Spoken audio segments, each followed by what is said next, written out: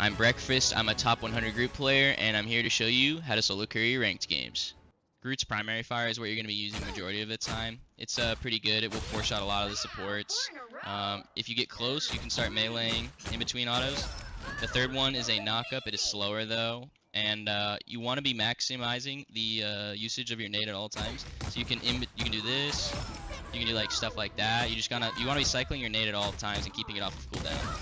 Make sure when you're ulting on Groot, you're always placing the wall first and then nading after. So you're going to want to ult, place the wall, and then nade after to hit everyone. If you can place the wall first and then ult into it, that's okay too. It's faster, but I think it's easier to ult first. So for the V-wall, you're going to want to start with your E like this, and you're going to pop it down, and then you're going to shift, and then drag it to the right. And then you're going to wall them, and then you run up to them. And you can body block them and get them in kind of a stuck kind of motion. So if something like this, and if you run up to them, you can get the whip and kill them instantly with a body block.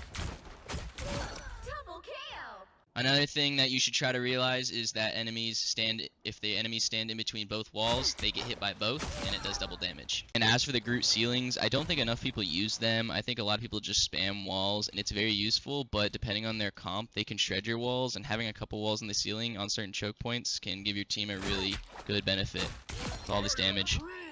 Another thing you can do is having 2 walls. So certain chokes, if there's like a doorway, you can get like 2 or 3 walls going. Each wall will hit twice. And so, I don't know, sometimes you can even get 3 walls in. It's a little crazy, but it fries. You can kill Cloak and Dagger through her ult with this. Here I'm putting walls on the ceiling and setting in my iron wall so that it forces them to walk through the gap and next to my wall so that I can trigger them easily. All the enemies coming back to point want to touch the point, and setting up my walls now lets them refresh. So by the time the enemies get to point right now, I have my 2 walls ready to cycle again. So you can get a lot of value out of Groot's walls. You can cancel Namor's ult with them. So normally when they come in, they have this big radius and they knock you down, gets free headshots on you. It sucks. Y'all get fried. So there's a little known tech. I figured this out. I haven't seen anyone talk about this yet, but if you actually place your wall in the middle, you can just completely negate it and walk through it. An example of a use case for this would be an iron wall, block out LOS. They think you're knocked down and they push in. So if they go like this, wall it, they think you're knocked down, you ult them, fry them. In this clip, I canceled the Namor ult, bringing a lot of value from my wall and saving myself and a couple of my teammates. Being able to buy ultimates from Iron Man and Scarlet Witch by blocking the projectile or the line of sight can create a lot of value too. It's good to use ceilings here, and I put down my iron wall to act as cover. They start walking up, I drop the wall, put my ult down beneath the ceiling, and then I kill them. Another weird use for Groot's ult is you can ult people like Cloak and Dagger or the enemy team out of it. And if they're in like a side room or something, you can ult them into the ceiling and kill them while they're out of the Cloak and Dagger ult and cancel it. And as for Doctor Strange, you can ult on ceilings in certain weird scenarios. So if you ult kind of behind the shield and over him, you can ult them back. And then you can wall below him and then beat the shit out of him. This is really good because for a lot of shield tanks, Groot's ult can just get completely negated on it like this. And it really sucks. So using something like this, like the ceilings or the walls above them and behind them, can get around it. So one thing I see a lot of Groot players not utilizing enough is their iron wall and when to use it. I've seen some talk about it being where you place it on the side and it never breaks and you can generate the shield, which is awesome. But I think sometimes it doesn't get enough value because it is a 700 HP wall. To say it's like a Strange and a Magneto, I can throw down an iron wall behind them, and if they're running trips up or like just 2 supports, walling off their line of sight on like certain like alleyways or like narrow hallways, they can't really break this wall. Having to break the 700 HP wall is just too hard for them. And this wall being up is what we want. We want this wall up at all times. Even though it does have such a low cooldown, having it up and refreshing its HP while stacking your shield and keeping that up is what you want to do on Groot. On the left side of my screen, you can see the iron wall is grayed out. It's not active. So when I walk into it, it makes a little sound effect, changes it a little bit, and then it gets orange. That means it's activated. So if I hit an enemy, if I hit an enemy or my teammates hit an enemy, I get that shield. Boom, boom, boom, boom. You can stack this up. It's really good, really good. You can get all the way up to 1100 HP on this, and it's really nice because if you drop the wall, it stays with you until it decays out. And the wall's back up, and you can start getting shield again. Using your walls like the iron wall and the normal wall to block off line of sight from the enemy tanks, like blocking off line of sight here and then hitting them, bouncing them off. How you're going to want to use your walls is kind of how you want to do it.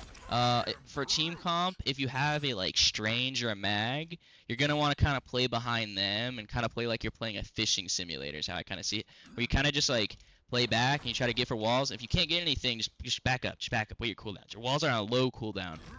Just cycle in some damage, get some damage, farm your ult. You just want to be farming your ult with your walls, farming your ult. You can go for hooks, go for pulls. If you can get a tank like this, get him hooked. If a Strange, maybe you place a wall on the ceiling above him. The Strange is going to shift every time he gets hooked by a wall.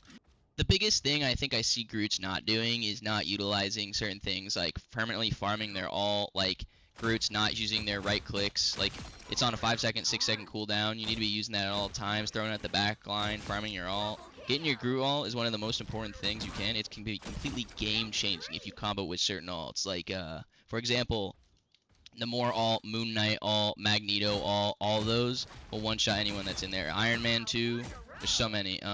I think some of my personal favorites to do are Moon Knights. Moon Knights just fries through everyone. Namor's is good. The only issue with Namor's is that you have to be careful about shields.